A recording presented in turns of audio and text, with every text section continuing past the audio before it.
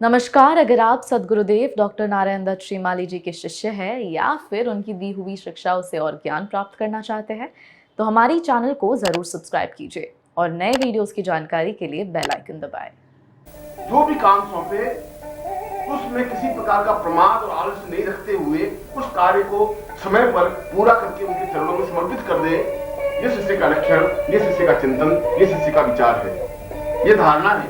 ऐसी क्रिया होने पर वह शिष्यता के पकड़ने पर, शिष्यता के रास्ते पर आगे बढ़ने की ओर अग्रसर होता है। नित्य रात्रि को हम मंथन करें, सोचें कि क्या हम ऐसा कर रहे हैं। और इस श्लोक में यही स्पष्ट किया है कि यदि गुरु आज्ञा नहीं दे तो हम ऐसा प्रयत्न करें कि हमें कुछ आज्ञा दे, हमें कुछ काम सौंपे, कैसा भी काम सौंपे, कठिन से कठिन काम सौंपे, सरल से सरल काम सौंपे, मगर हम उस कार्य को करने की ओर अग्रसर हों, निरंतर उनकी आज्ञा का पालन करते रहें। एक आज्ञा दे, एक आज्ञा का हमने काम पूरा कर दिया है तो फिर उनकी आंखों की तरफ ताकते रहें कि हमें दूसरी आज्ञा दे, हम उस आज्ञा में जुट जाएं। ये शिष्य का लक्षण है, ये शिष्य का चिंतन है, ये शिष्य का विचार है। दीर्घो वतंसं वदतं च नित्यं पूर्वो मदान्ये परिपूर्ण रूपं ज्ञानं सतां पूर्वमदैव रूपं शिष्यो वदान्ये वदतं वदैव।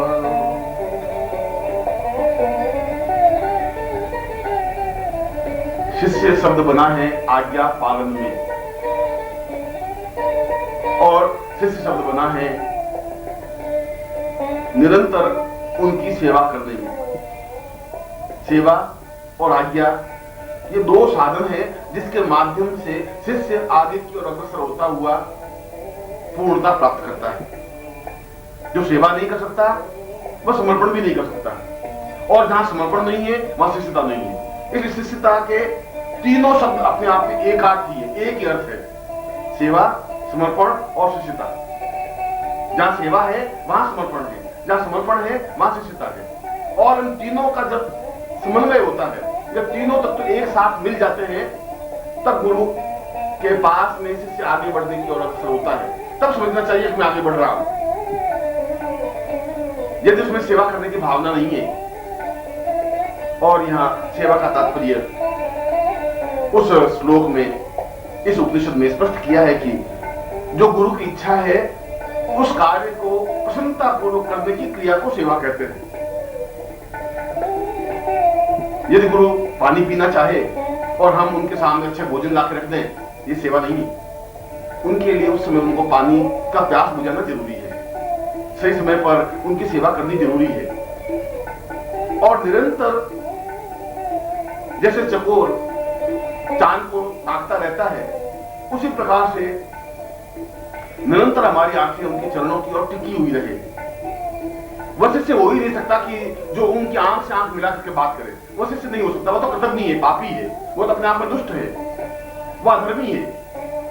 इतनी हमें क्षमता नहीं है कि पहाड़ की ऊंची चोटी पर हम खड़े होकर के बात करें। हमारी आंखें निरंतर अगर हम उनके सामने उपस्थित हों तो उनके चरणों की ओर हो, घुटनों से ऊपर हमारी आंख उठे ही नहीं। वो आज्ञा दें और हम आज्ञा का पालन करें। बहस करना या तर्क वितर्क करना, ये सामने बोलना तो घटियापन का एक अंतिम तरीका है, एक बहुत घटिया और छोटा उपाय है। वह तो शिष्यता की एक न्यूनता है। इसलिए इस श्लोक में बताया गया है कि शिष्य वह है जो गुरु बुलाए उसके सामने उपस्थित हो, मगर नजरें उसकी झुकी हुई हो, दृष्टि उनकी गुरु के चरणों पर हो, और मन में निरंतर ये भाव रहे कि मुझे अवसर मिले और मैं गुरु के पांव दबाऊं, मुझे अवसर मिले और मैं उनके शरीर की सेवा करूं, उनके शरीर की मालिश करूं, उनके शरीर को सुख दूं, उनको स्नान करवाऊं, उनके लिए जल की व्यवस्था करूं, उनके लिए वस्त्रों की व्यवस्था करूं, उनके कपड़े धोऊं, और वह सब कुछ काम करूं जिसके माध्यम से गुरु प्रसन्न हो सके, गुरु को सुख मिल सके। जहां गुरु को सुख मिलने की क्रिया है वह सेवा की क्रिया है। और ऐसी सेवा करने वाला व्यक्ति ही, ऐसा सेवा करने वाला शिष्य ही सही अर्थों में गुरु में हो सकता है। श्लोक की व्याख्या करते हुए स्पष्ट किया कि गुरु की सेवा करना शिष्य का पहला कर्तव्य है, आगे बढ़ने का एक क्रिया है, और यह सेवा आगे बढ़कर के समर्पण की भावना में परिवर्तित हो जाता है। क्योंकि छाया की तरह गुरु के साथ रहना और निरंतर उनकी रक्षा करते हुए उनकी सेवा में रत रहना और उनको सुख पहुंचाने का हर क्षण मन में भाव रखना समर्पण है। हर क्षण इस बात का चिंतन रहे कि हम चाहे दूर हो चाहे नजदीक हो। ये जरूरी नहीं है कि हम हर क्षण गुरु के चरणों के पास ही हो। यदि गुरु हमें काम सौंपते हैं, उनसे 100, 200, 500, 1000 किलोमीटर दूर हो, वहां पर भी हमारा चिंतन हर समय गुरु के चरणों में रहे। हर क्षण ऐसा प्रयत्न रहे कि कोई तरीका हो जिससे हम गुरु से बातचीत कर सके, उनसे आज्ञा प्राप्त कर सके, उनको कहें कि आप मुझे आज्ञा दीजिए, मैं उस काम को करूं। और यदि उन्होंने कोई काम सौंप दिया है तो सारे काम छोड़कर उस कार्य को संपन्न करे बिना किसी प्रकार का विचार किए। ऐसी क्रिया को समर्पण कहा जाता है। समर्पण का मतलब है अपने पूर्णता के साथ विसर्जित कर देने की क्रिया। जो कुछ हम हैं, हमारी बुद्धि, हमारी भावना, हमारे विचार, हमारा चिंतन और हमारा देह, हमारे प्राण, सब कुछ उनके चरणों में समर्पित करते हुए केवल इसी बात के लिए प्रयत्नशील रहे कि वो आज्ञा दे हम करें। इस बात का विचार किए बिना कि वह क्यों और क्या आज्ञा दे रहे हैं, कैसी आज्ञा दे रहे हैं और उन आज्ञा देने के पीछे उनका मतलब और मकसद क्या है, हम इनको नहीं सोचें। सोचना शिष्टता की न्यूनता है। इसलिए न्यूनता है कि हम गुरु की ऊंचाई को नहीं समझ सकते। जब नहीं समझ सकते तो एक नीचे खड़ा हुआ व्यक्ति उस हिमालय की सर्वोच्च चोटी को वहां से खड़ा खड़ा नहीं देख सकता, समझ नहीं सकता। और जब सेवा और समर्पण में शिष्य पारंगतता प्राप्त करता है, जब वह पूर्ण रूप से सेवामय बन जाता है, जब पूर्ण रूप से समर्पण युक्त बन जाता है, तो अपने आप में साधना का उदय उसके प्राणों में होने लग जाता है। उसके लिए फिर मंत्र जाप जरूरी नहीं है, क्योंकि सेवा ही अपने आप में मंत्र है, समर्पण ही अपने आप में पूरी साधना है। साधना करने के लिए काली के मंत्र जाप करना या लक्ष्मी के मंत्र जाप करना आवश्यक अनिवार्य है ही नहीं। यदि हम पूर्ण रूप से सेवा कर लेते हैं, यदि हम पूर्ण रूप से समर्पित कर लेते हैं, अपने आप को समर्पित करते हुए समर्पण कर लेते हैं, तो अपने आप में समस्त देवियां और समस्त साधनाएं स्वतः हमारे सामने उपस्थित हो जाती हैं। और ऐसी स्थिति होने पर ही हम सही अर्थों में शिष्य कहलाने का गौरव प्राप्त करते हैं। तब हम कह सकते हैं कि हम शिष्य हैं, तब हम कह सकते हैं कि हमने शिष्यता प्राप्त की है, तब हम कह सकते हैं कि हम शिष्य के अनुरूपता हैं।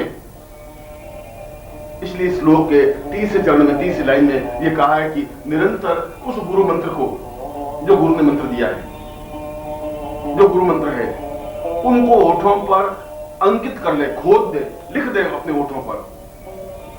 हर क्षण वह शब्द, वह मंत्र होठों से निकलता ही रहे 24 घंटे। भर नींद में भी अगर हमारे होठों से गुरु मंत्र निकलता है तो समझना चाहिए कि हमें समर्पण की भावना आई है।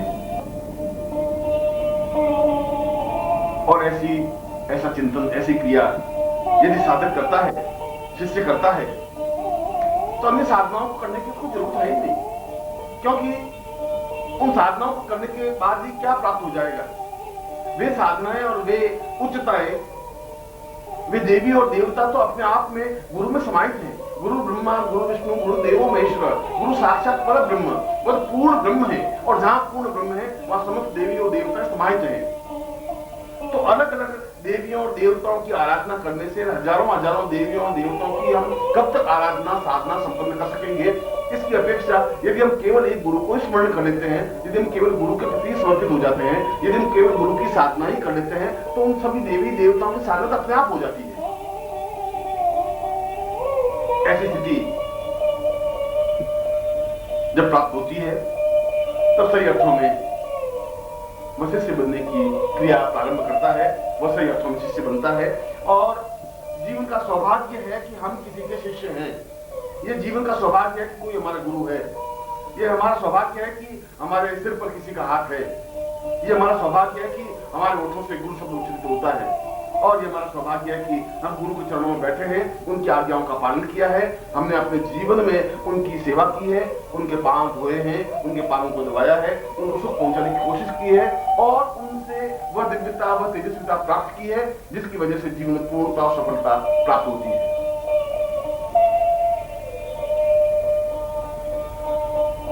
दिव्यो वदंतम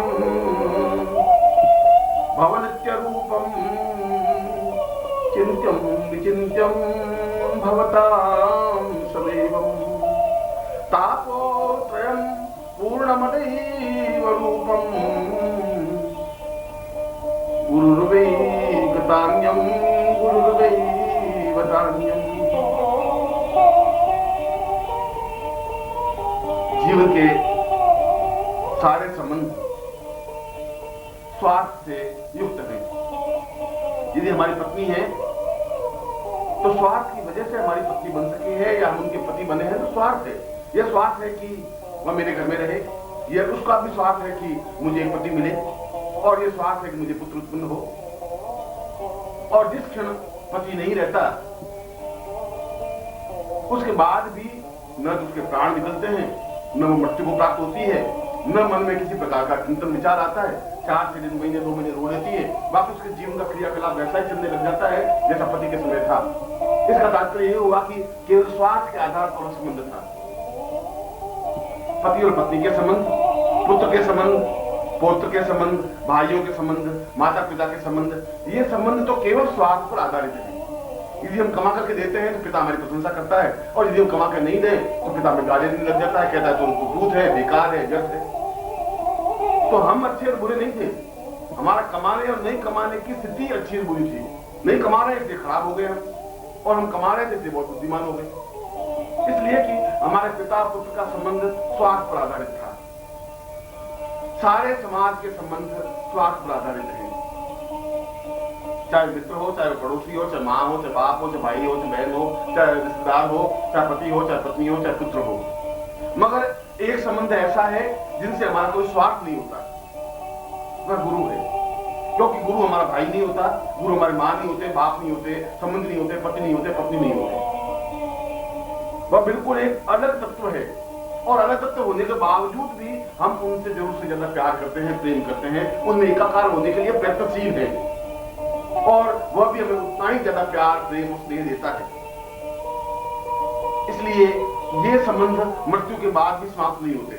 मृत्यु के बाद भी गुरु बिल्कुल हमारे संपर्क में रहते हैं उस समय तक जब तक हम अन्य लोगों में विचरण करते हुए वापस जन्म नहीं ले लें, वापस सयाने नहीं हो जाए, वापस पुनः प्राप्त नहीं कर लें और वापस हम उस गुरु के वापस चरणों तक नहीं पहुंच जाए। इस सारे क्रियाकलाप में गुरु की दृष्टि बराबर हम पर बनी रहती है। इसलिए उनका ऋण तो अपने आप में अद्वितीय ऋण है जिसको हम उतार नहीं सकते। और जो गुरु से संबंध नहीं रख सकता वो समाज से भी संबंध नहीं रख सकता। जो गुरु को पसंद नहीं कर सकता वो संसार में किसी को पसंद नहीं कर सकता, अपने आप को पसंद नहीं कर सकता, वो देवताओं को पसंद नहीं कर सकता। जो गुरु को संतुष्ट नहीं कर सकता वो देवताओं को संतुष्ट कैसे करेगा? जो गुरु की सेवा नहीं कर सकता वो देवताओं की सेवा कैसे कर सकेगा? जो गुरु मंत्र का सही ढंग से जप नहीं कर सकता वो साधना के मंत्र जप कैसे करेगा? ये तो संभव नहीं है। इसलिए इन क्षण भंगुर संबंधों को, क्योंकि कोई भाई हमारा है तो तब तक हमारा भाई है जब तक हम जीवित हैं। जो ही मृत्यु को प्राप्त हुए हमारा भाई का संबंध समाप्त हो जाता है, हमारा पिता का संबंध समाप्त हो जाता है। हम मृत्यु को प्राप्त होते हैं, पिता कहते हैं कि जल्दी से जल्दी इस लाश को ले जाओ, शमशान में जला दो, ज्यादा देर घर में रखना ठीक नहीं है। और जो तुम्हारा पुत्र था, जो जवान था, तुम्हारे साथ रहा था, तुम्हें कमा के दिया है, तुम्हें सुख दिया है, और मृत्यु के तुरंत बाद तुम घंटे 2 घंटे बाद इसको जलाने के लिए कोशिश करने लग जाते हो। कितना स्वार्थमय संबंध है।